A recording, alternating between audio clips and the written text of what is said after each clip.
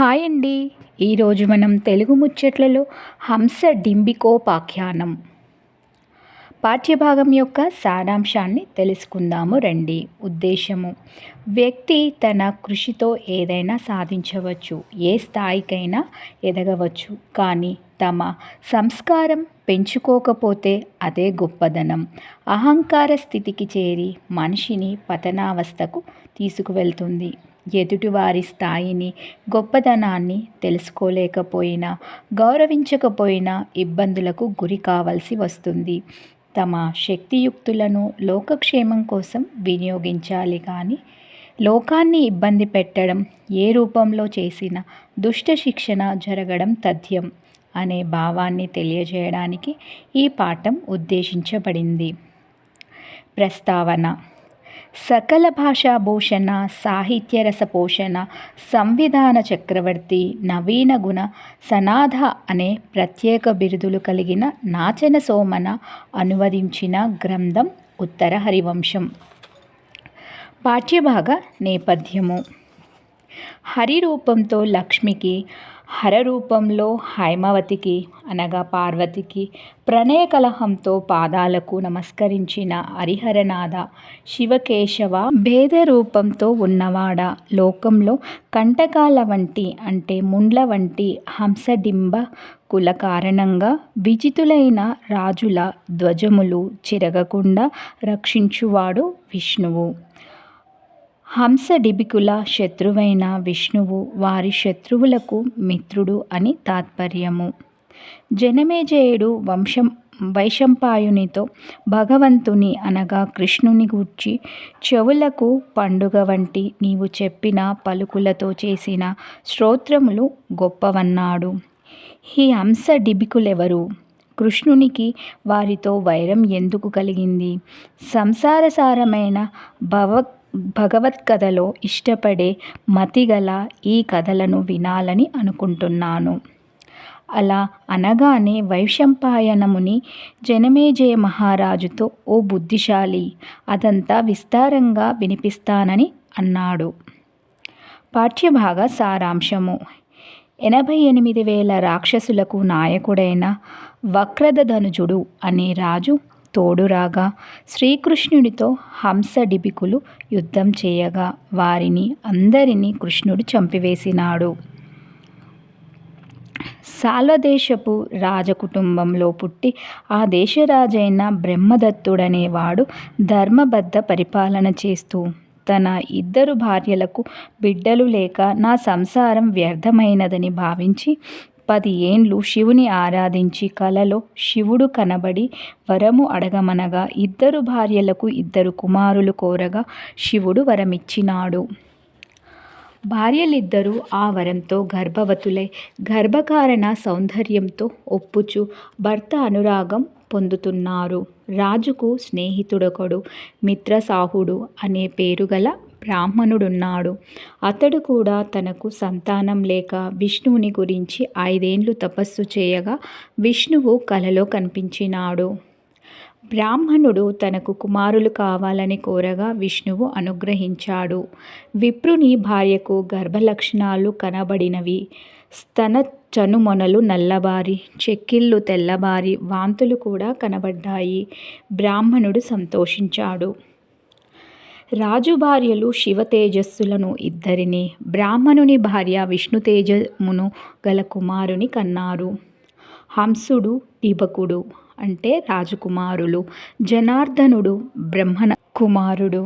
ముగ్గురు ఒక ఈడు వారు కలిసి ఆడుతూ పాడుతూ పెరిగారు. 4 వేదాలు, 18 పురాణాలు, 6 శాస్త్రాలు చదివి స్థిరమతులైనారు.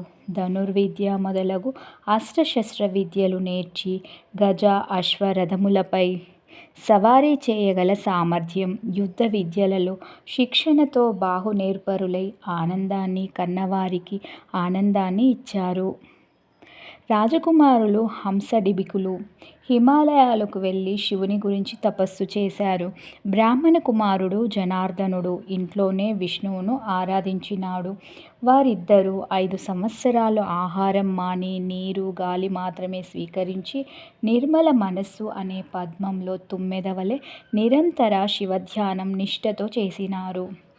వారిని శివుడు సమీపించి నిధిని చూసిన పేదల వలె సంతసించుచున్న వారిని చూసి కోరిన వరాలిస్తానన్నాడు. ఇద్దరూ ఒకేసారి శివుని ఈ విధంగా కోరినారు. అమరులు రాక్షసులతో మేము ఓడిపోకుండా ఉండాలి.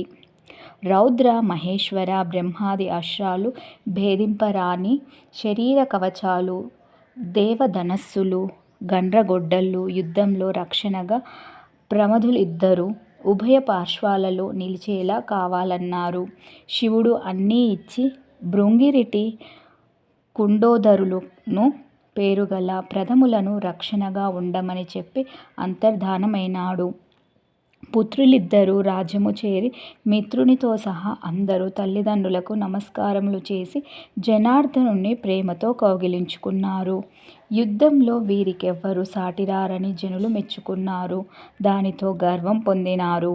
మైమరువులు ఆయుధాలు ధరించి రుద్రాక్షలు, పూమాలలను, ఆభరణములను ధరించి తెల్లని విభూతి పూతలతో నిరంతరం శివధ్యానంతో వారిద్దరూ శోభించారు.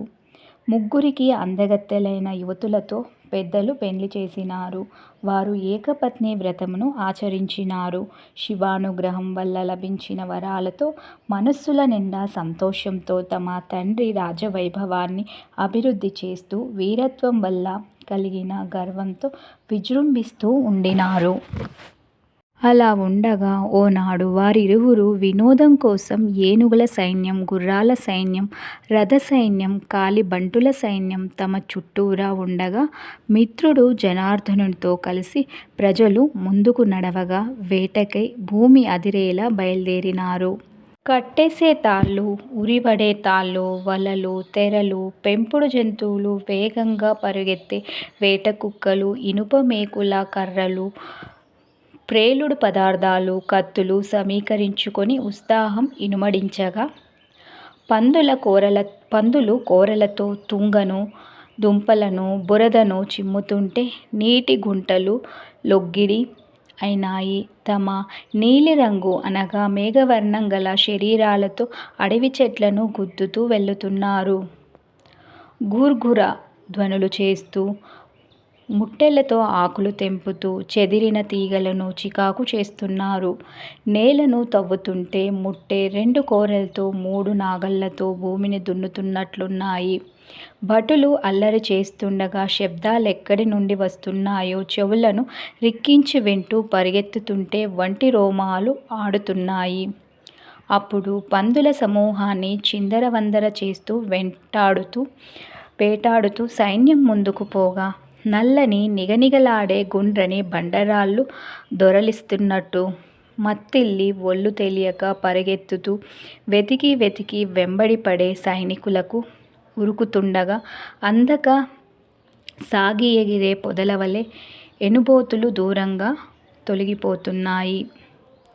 నీటిలో ముంచుతుంటే సోరకాయ బుర్ర పైకి లేచినట్లు తెల్లనూలు చీరను కడుతూ కుచ్చిళ్ళు తిప్పగా ఉబికి వస్తున్నట్లు చెండువలె ఎగిరిపడుతూ కత్తిరిస్తే ఎగిరిపడే తమలపాకుల వలె ఒక జింక ఎగిరి దూకి తప్పించుకుంది.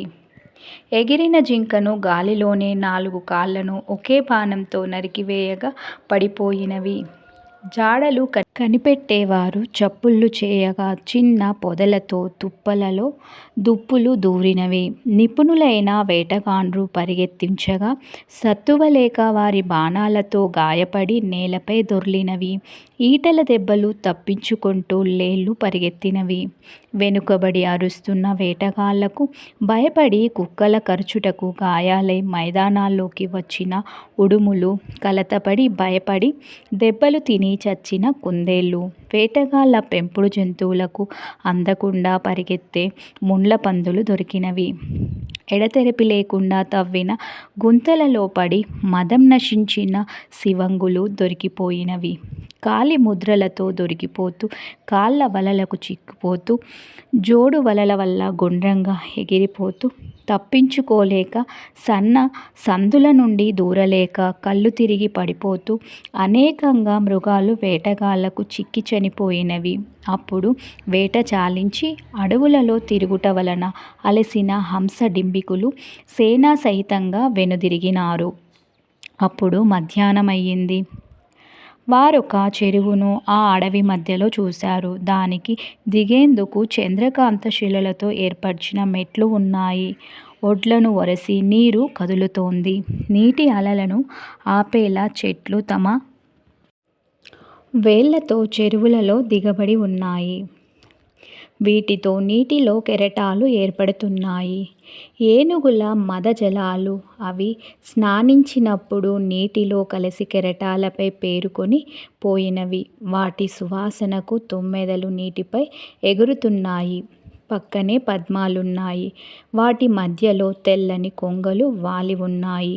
ఆ చెరువు పేరు పుష్కరము. ఆ పద్మాలున్న చెరువులో తనివి తీరా నీళ్లు తాగి సేనలతో వారు చల్లని నీడనిచ్చే చెట్ల నీడలో ఇసుక తిన్నెలలో విశ్రాంతి తీసుకున్నారు. అలా విశ్రాంతి తీసుకుంటుండగా మధ్యాహ్న వేళలో చేసే అగ్ని పూజాధికమైన వేదధ్వని ఉచ్చరిస్తున్న సమూహం గొంతులు వినిపించినవి. వీరవేదం చదివినవారు కనుక తాము సస్వరంగా వాటిని కూడబలుక్కున్నారు. వేదఘోష చక్కగా ఉందని, సమీపంలో ఆశ్రమం ఉందని భావించి సంశయింపక దర్శనార్థం సేనలను దూరంగా నిలిపి ఆశ్రమం చూడాలని పాదచారులై జనార్దనునితో సహా శరీర లావణ్య లక్ష్మితో ధనస్సు శరములు మున్నగు ఆయుధములతో బలం ప్రదర్శిస్తున్న రీతిలో కశ్యపుని యజ్ఞభూములను సమీపించారు. అలా వెళ్ళి వేదసభలోని వేదాచార్యులకు సంప్రదాయంగా నమస్కరించి వారిచ్చిన అతిథి మర్యాదలకు సంతోషపడి కశ్యపాదులతో భాషించారు. మా తండ్రి రాజసూయ యాగం చేయదలచి సర్వనృపతులను పిలిచినాడు. మీరు ఆ రాజసూయ యాగానికి రావాలి అని హంసుడన్నాడు. నా తమ్ముడు నేను దిక్కులను చేయించి వారి గర్వము అణచి వారి నుండి కప్పం తీసుకున్నాం. ఈశ్వరుని వరప్రసాదంతో మాకు పరాక్రమం విజయం సిద్ధించాయి. అలా ఆహ్వానించే వారికి వారంతగా మీ తండ్రి రాజసూయం చేయాలే గాని మేం రాకుండా ఉంటామా? అందరికన్నా ముందే వస్తాము. దీంట్లో సందేహం ఉంటుందా అని తమ సంతోషాన్ని వ్యక్తం చేశారు. మునుల స్పందనకు సంతోషించిన హంసుడు తన తమ్ముడు జనార్దనుడు సైన్యంతో కలిసి బయలుదేరగా పుష్కర తటాకం ఉత్తర భాగాన గల పవిత్ర భూమిలో దుర్వాసుడనే మునిని తన శిష్యులకు పరమాత్మ విద్యను చెబుతూ కనిపించాడు. కాషాయ రంగు వస్త్రం తలపై వేసుకొని గోచీతో బోడిగుండుతో నిలువు బొట్టుతో గోచీ పాతతో వెదురు ఊతపు కర్రలతో చిక్కంతో బిగించి ఉన్న నీటి బుర్రకాయతో దుర్వాసుడు కనబడ్డాడు. పెదవులతో ఏవేవో మంత్రాలు వినబడుతూ గొణుగుతూ జపసంఖ్య కోసం వేళ్ళు మడుస్తూ కళ్ళు మూసుకొని శరీరం శుష్కింపజేసుకొని ఉన్నావు. రేపటికి జపానికి జీవించి ఉంటావా అని ఎకసెక్కాలు హంసుడు ఆడినాడు. మాట్లాడింది ఒక్కడే అయినా బహువచనం మేము మా ఎదురా వాడటం అహంకారంకు గుర్తు. హంస డింబికుల పరిహాస వచనములకు జనాలు జవాబు ఇవ్వని అనగా పట్టించుకోని లక్షణాలు చూసి తిరిగి అన్నారు. బోడగుండ్ల శిష్యులు కొందరు నలువైపుల నుండి బిచ్చమెత్తి తెచ్చిన కూడు రాజువలే పీటపై కూర్చుండి మొక్కుతూ ఎవరినీ పట్టించుకోని మాకు స్వాగతమివ్వక నిన్ను పట్టుకొని నాలుగు తగిలించాలి. అప్పుడు తెలుస్తుంది. టక్కరియై పెద్దరికం చూపుతూ నయగారం అనగా మంచితనం ఉట్టిగట్టి పెట్టినావు. ఇల్లు పట్టు విడిచి బంధువులకు దూరమై తల్లిదండ్రులకు శోకం మిగిల్చి వంచన చేస్తూ తలలు బోడి చేసుకొని జీవిస్తున్నావు. తెలివి లేని వారు నీ మాటలు విని అనుసరిస్తూ వెర్రివారైనారు అని తిరస్కారంతో మాట్లాడినారు. ఆలోచించరు గాని లోకాన అందరికీ మేలు చేసే శ్రేష్టమైన ఆశ్రమం గృహస్థాశ్రమమే. దాన్ని నిరసించి గోచి బిగించి పారే పొలగానికి మోక్షం ఎక్కడా? ఎంత పరిగవినేరిన ధాన్యపు పాతరతో సరితూగునా అని పలికినారు. అలంకారం అర్థాంతర న్యాసం. ఇలా అంటూ ఆ ఇద్దరు మహాముని దుర్వాసునితో ఇంకా ఈ విధంగా మాట్లాడినారు. అర్ధజ్ఞానంతో సన్యాసం మెచ్చావు గాని గృహస్థాశ్రమం ఎందుకు తిరస్కరించావు? దీనివల్ల నీకే పదవి వస్తుంది. మూర్ఖుడవై సంసార సౌఖ్యం వదిలి వీరికి ఎందుకు సన్యాసం బోధిస్తున్నావు? నరకంలో పడవేసే ఈ పద్ధతి మంచిదా? తాజెడ్డవాడు వెంకయ్య గణపతికి అనగా ఖాళీకుండలు ఇచ్చినాడన్న సామెతను నిజం చేశావు. నిన్ను వంచేవాడెవ్వడూ లేడని విర్రవీగకు. మేమున్నాం. ప్రాణాలు కాపాడుకోవాలంటే గృహస్థుడవై పంచయజ్ఞములు చేసి స్వర్గ సౌఖ్యాలు పొందుము అని కరుకుగా అన్నారు. దానికి వారి మిత్రుడు జనార్దనుడు బాధపడ్డాడు. బ్రహ్మయజ్ఞం, దేవయజ్ఞం, పితృయజ్ఞం, నరయజ్ఞం, భూతయజ్ఞం ఇవి పంచయజ్ఞాలు. ఈ యజ్ఞం సపత్నీకంగా చేయాలి. జనార్దనుడు వారితో మానవులు యతిశ్రేష్ఠులను నింద చేసినచో నూరేండ్ల జీవనం అనగా ఆయుష్యం, కాంక్షలు, ఆచారాలు, మోక్షం అన్నీ నశిస్తాయి. కాబట్టి లోక న్యాయాన్ని మీరిద్దరు అన్నదమ్ములు తప్పి చరించవద్దు. సూర్యుని వంటి ఆ మహామునికి నమస్కరించి రాజకుమారులతో మనస్సులను అవమానించే చెవికి ములుకుల వంటి కఠినమైన మాటలు మీకు శోభింపవు అని అన్నాడు. 4 ఆశ్రమాలు మోక్షానికి సోపానాలే. అన్నీ ఉత్తమములే. వీరు కోపించిన మనకు అశుభమే. మీరు ఓర్చుకోలేరు. తప్పొప్పుల వివక్ష మాని వీరిని ఆశ్రయించి మీరు శుభాలు పొందండి. బ్రహ్మచర్య, గార్హస్థ్య, వానప్రస్థ సన్యాసాలు 4 ఆశ్రమాలు. ఇవి జీవన విధానాలు, మోక్ష సోపానాలు. మీతో స్నేహం కీడు. ఈ స్నేహం వల్ల పుట్టే కీడు ఎంత కలిగితే అంత నాకు అంటుకుంటుంది. దాన్ని నేను అనుభవించాలి. వరుగుతో దాగర ఎండినట్టుంటుంది నా స్థితి అని జనార్దుడు అన్నాడు. వరుగు అనగా కూరగాయలు తరిగి పచ్చివి ఎండబెట్టి లేని నాటికి దాచుకొని తినేవి. అవి దాగరలో పెట్టి ఎండలో పెడతారు. దాగర అంటే 4 వైపులా అంచులు గల పెద్ద చాట వంటి వెదురు పాత్ర. కూరగాయలతో ఎండలో పెట్టడం వల్ల దాగర ఎండుతుంది. ఇక్కడ దాగర జనార్దనుడే. ప్రతి వస్తూపమాలంకారం ఉంది ఇక్కడ.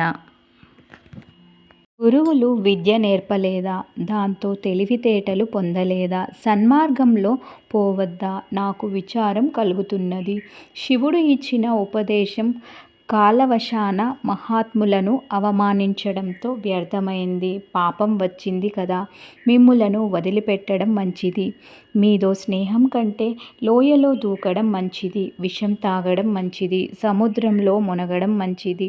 మీరంతా చూడగా చావడం శ్రేష్టమని కోపించి పలికి రాజులకు దుర్మార్గ లక్షణములు అలవాటే. మహాత్ములైన యతీంద్రులతో కోపించుట, వారి మనస్సు నొచ్చేలా పలుకుట తగునా? తమ బంధువులు బతకాలని లేదా? అలవడు ధాతువు. అలవడు కృదంత నామవాచకం. అలా జనార్దనుడు పలుకుతుండగా ఆ దుర్వాసముని కరుణ, జనార్దుని పట్ల కోపము, హంస డిబకుల పట్ల 2 కండ్ల నుండి కురియుచుండగా ఒక చన్ను నుండి పాలు, ఒక చన్ను నుండి నెత్తురు వచ్చినట్లు 2 కన్నులతో జనార్ద హంసడింబికులను చూశాడు. అలం, ఉపమ, యథా సంఖ్యాలంకారాలు ఈ పద్యంలో పొదుగబడినవి. హంస డిబికులతో ఆ ముని నన్ను కోపింపజేసిన వారు ఇంతవరకు బతికిన వారు లేరు. చచ్చారు పో. అయినా నా కోపం మింగుకొంటున్నాను వెళ్ళిపోండి అని అన్నాడు విష్ణువు అనగా కృష్ణుడు. మిమ్మల్ని చంపడానికి చక్రంతో సిద్ధంగా ఉన్నాడు. ఇంకా నాకు కోపమెందుకు, శాపమెందుకు? తవుడు తిని చచ్చేవానికి విషం ఇంకా పెట్టడం ఎందుకు? అర్ధాపత్తి అలంకారము. దుర్వాసుడు అలా అని వెళ్ళిపోబోగా సందేహపడక హంసుడు ఆ మునిని చేయి పట్టినాడు. కోపంతో ఉన్న కాలసర్పాన్ని పట్టినట్టుంది. అలా మునిని ఒడిసిపట్టి తానే పెద్దరికం వహించినట్లుగా ప్రవర్తించి నక్కను పగ్గంతో బిగియబట్టినట్లు ప్రవర్తించగా ఇక్కడ ఉండరాదని ముని వినిపించుకోకపోగా ఎంతసేపు ఇక్కడ సమయం వ్యర్థం చేస్తామంటూ జనార్దనుడు వారిస్తున్నా వినకుండా క్రూరంగా గోచీని చింపినాడు. భయపడిన యతులంతా దొరికిన దారిని పారిపోగా కోపం అతిశయించి అదిరిపోతూ కోపంతో గొంతు పెగలక సన్నగా ఇలా అన్నాడు. మీరెంత కీడు తలపెట్టారో అంత చేశారు. మిమ్మల్ని శపించి నాశనం చేయగలను. అయినా నేను యతిని. నాకు ఆగ్రహం ఎందుకు? శ్రీకృష్ణుడే మిమ్మల్ని నాశనం చేయగలడు. మీ సకల కృత్యాలలో అనుబంధం కలిగిన మీ బంధుడు జరాసంధుడు 4 ఆశ్రమాలను పైన వీరు తిరస్కరించిన సన్యాశ్రమం కూడా గౌరవించేవాడు. కలంకం లేని ఉదాసీనతను చూపబడనివాడు. సందేహించగా మీ కింకిరి దుర్మార్గపు పనులకు మిమ్మల్ని వదిలిపోతాడు. మీకు సహకరించడు. మీ నుండి సమస్త ధర్మాలు తొలగి దూరం పోతాయి. హంసుని పోపొమ్మని కోపాన తిరస్కరించినాడు. అట్లే చేతతట్టి కొనియాడి దయగల చూపులతో జనార్దనుని దీవించినాడు. శ్రీకృష్ణునితో నీ కలయిక తద్వారా శుభములు కలుగుగాక. మంచివారు గౌరవించే ఈ వృత్తాంతం ఇహపర లోకాలకు సుఖాన్ని శుభాన్ని కలిగించుగాక అని జనార్దనుని దీవించినాడు. ఈ వృత్తాంతం మీ తండ్రికి చెప్పమని దుర్వాసుడు జనార్దనునితో అన్నాడు. అలా దుర్వాసుడనేటప్పటికీ హంసుడు మరింత కోపించి డిబకుడు మిగిలిన కొందరు దుర్మార్గులు కలిసి యతుల గుంపులకు సంబంధించిన వస్తు సామాగ్రి దండ కమండలం పిడతల చిక్కములు మొదలైన వాటిని కాల్చివేసి మరికొన్ని సంగ్రహించి నగరానికి తీసుకొని పోయినారు. జనార్దనుడు వీరంతా చెడిపోయినారు. వీరి నాశనమునెవ్వరూ ఆపలేరని అనుకొని విధి చేతలు ఎవరూ వారించలేరు కదా అని వాపోతూ వారి వెనుక నగరానికి పోయినారు. అలంకారం అర్ధాంతర న్యాసాలంకారం. యతుల ద్వారా ధూర్తుల ఆగడాలు విన్న దుర్వాసుడు ఆధ్యాత్మిక విద్యను చెడగొట్టేలా ఉన్న ఆ సంఘటనలతో అవమాన భారంతో ఈ దుఃఖాన్ని పోగొట్టగలవాడు శ్రీకృష్ణుడొక్కడేనని భావించి తన శిష్యులతో అక్కడి నుండి ద్వారకకు వెడలినాడు. యతుల సామాగ్రి కాల్చగా కొన్ని ఆర్పివేయగా మిగిలిన భిక్షాపాత్రలు విరిగినవి. చిరిగిన గోచి పేగులు కర్ర ముక్కలు కమండలాల ముక్కలు చూసి దుఃఖంతో జ్ఞానశూన్యత కలగగా విరిగిన సగం కాలిన వస్తు సామాగ్రిని మేపు గట్టి తీసుకొని రమ్మని ఆజ్ఞాపించి అనేకులగు తన శిష్యులైన యతులను తోడుకొని ఎండలపడి నీడల్లో విశ్రాంతి పొందుతూ రాత్రులు ప్రయాణం చేసి దుర్వాసుడు ద్వారకానగర సమీపానికి వచ్చి ఒక్క కొలనులో సంధ్యాది విధులు నిర్వర్తించి యతులు ముందు నడవగా యాదవేంద్రుని కొలువుకు అరుదెంచెను. సమాప్తి.